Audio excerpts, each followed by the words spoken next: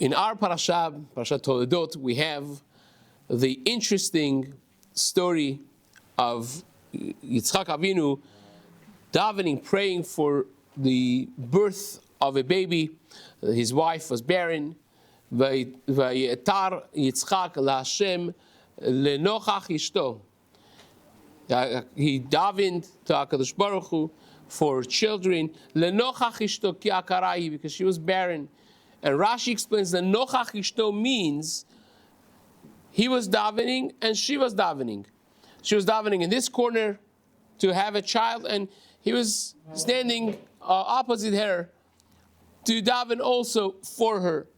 Other early commentators, the Rishonim, write the lenochach ishto means ba'avur ishto, for his wife, because he was not barren. He had the promise of having children that was given to Avraham Avinu, that your children are going to be from Yitzchak, Yitzchak yikareh lechazara, and that promise was that of kichochvei hashamayim larov, that your children are going to be like the stars of the sky, like the sand of the land.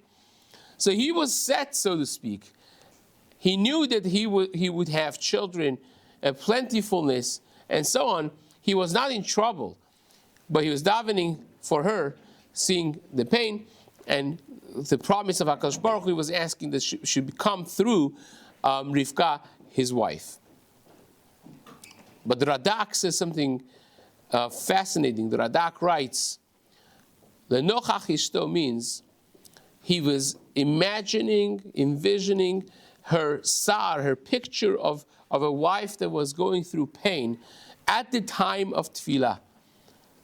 At the time that he was davening, it was not just, okay, another name on the list, Rivka bat Lavan, Rivka bat Betuel, right?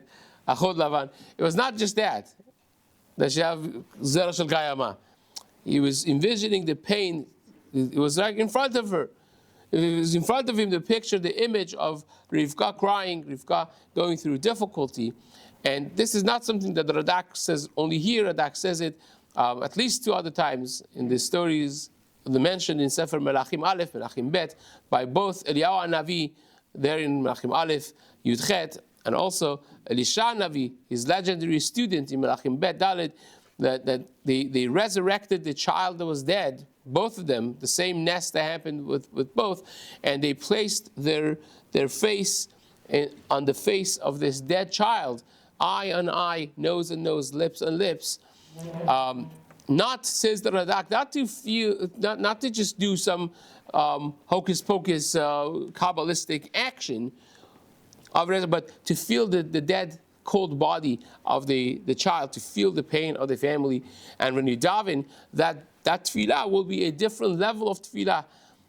The intensity of the need felt by the mitpalel is completely different if you actually put yourself in the shoes of the person in need. And that's what Yitzchak Avinu did.